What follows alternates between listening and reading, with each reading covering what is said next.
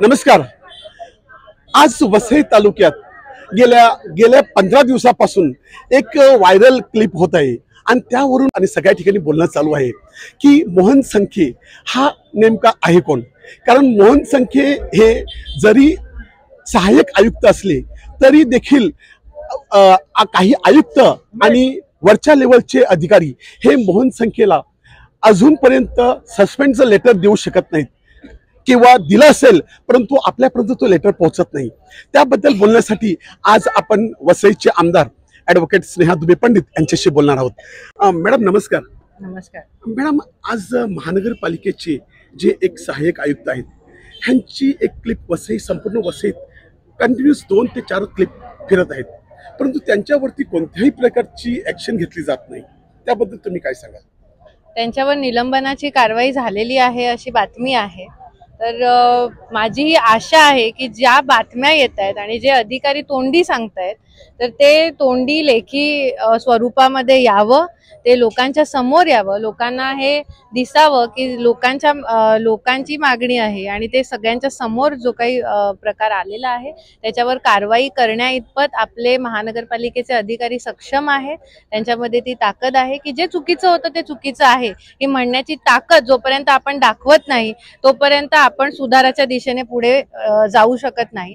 त्याच्यामुळे मला महानगरपालिकेचे सगळेच अधिकारी असतील, आयुक्त साहेब असतील, उपायुक्त असतील आणि सगळ्याच वरिष्ठ अधिकाऱ्यांना एक विनंती करायची आहे की आपल्याला हिम्मत दाखवावी लागेल। आपल्याला वसई विरार शहर जर सुंदर बनवायचे आणि लोकांना मूलभूत सुविधा जर त्यांना पोचवायच्या असतील तर आपल्याला थोडी हिम्मत दाखवावी लागेल। आतापर्यंतचा जे काही कारभार चाललेला आहे तो खरंच संशयास्पद कारभार होता, त्यामुळेच वसईमध्ये इतकं अनधिकृत बांधकामांचं जाळं फोफावलंय, इतक्या सोयी सुविधा तुम्ही फक्त अनधिकृत बांधकाम मी म्हणत नाही, 2009 ते 2024 पर्यंत शाळा हस्तांतरणासाठी आपल्याकडनं एकही पत्रव्यवहार केला जात नाही, आपल्याकडे अजून एकही हॉस्पिटल बनत नाही, आपल्या पश्चिम पट्ट्यामध्ये अजूनही पाणी वितरणाची सोय नाही, आपल्याकडे गटार, मी 2 दिवस सलग फिरतेय वसईमध्ये रस्ते आणि गटारांची अवस्था बघायला, गटार अर्धी करून ठेवली आहे। त्या गटारांचं पाणी कुठे सोडणार हे त्या अधिकाऱ्यांनाही माहिती नाही। मग कोणाच्या तरी शेतात सोडलं जातंय, कुठच्या तरी बाजूच्या तलावात सोडलं जातंय, बाजूला समुद्र असेल तर तिथे सोडलं जातंय, त्यावर काही ट्रीटमेंट होत नाहीये। तर ही स्युरेजची जी समस्या आहे ही खूप मोठी समस्या आहे ज्याकडे अजूनही आपल्या लक्ष गेलेलं नाहीये। तर मला महानगरपालिकेच्या अधिकाऱ्यांना ही विनंती करायची की हे सगळे मूलभूत प्रश्न आहेत, त्याच्यामुळे फक्त अनधिकृत बांधकामांना संरक्षण देणं हे आपलं काम नसून ही मूलभूत सुविधा लोकांपर्यंत पोहोचवणं हे काम आहे। हे आपण जोपर्यंत जाणत नाही, ती जबाबदारी आपण स्वीकारत नाही आणि भ्रष्ट अधिकाऱ्यांवर जोपर्यंत कारवाई होत नाही तोपर्यंत महानगरपालिकेचा कारभार सुधारणार नाही।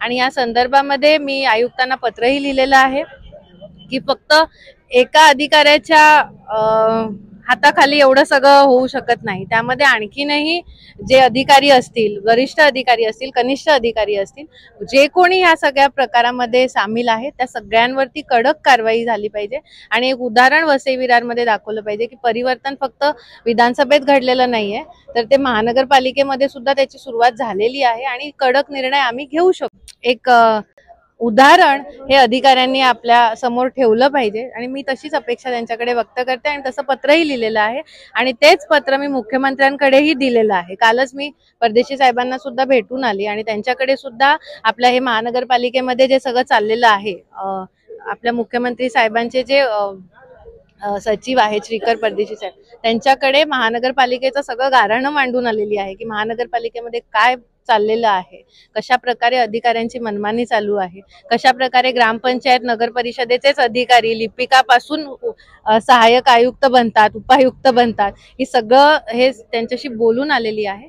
आणि मला आशा आहे की सरकार बदललेलं आहे, त्याच्यामुळे नवीन सरकारमध्ये आपल्या महानगरपालिकेचा कारभार सुद्धा सुधारेल।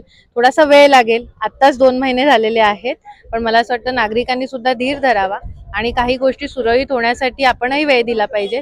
अधिकारी सगळेच वाईट आहेत असं मी म्हणत नाही, अधिकारी चांगलेही आहेत, त्यांच्यावरती आतापर्यंत वेगळा दबाव होता, आता तो दबाव राहिलेला नाहीये, त्याच्यामुळे त्यांनी सुद्धा चांगलं काम करावं अशी एक लोकप्रतिनिधी म्हणून माझी त्यांच्याकडनं अपेक्षा आहे। तर आपण आमदारांच्या तोंडून ऐकलं की जर का एखादा भ्रष्ट अधिकारी असेल त्याच्यावरती कडक कारवाई करावीच लागेल, आणि जर ती नाही केली तर आम्ही मुख्यमंत्र्यांना देखील सांगून त्याच्यावरती कारवाई करण्यास भाग पाडू, असं आमदार मॅडमचं स्पष्ट म्हणणं आहे. वसई लाईव्ह न्यूजसाठी दिलीप डाबरेसह मोजेस डिसूजा, वसई.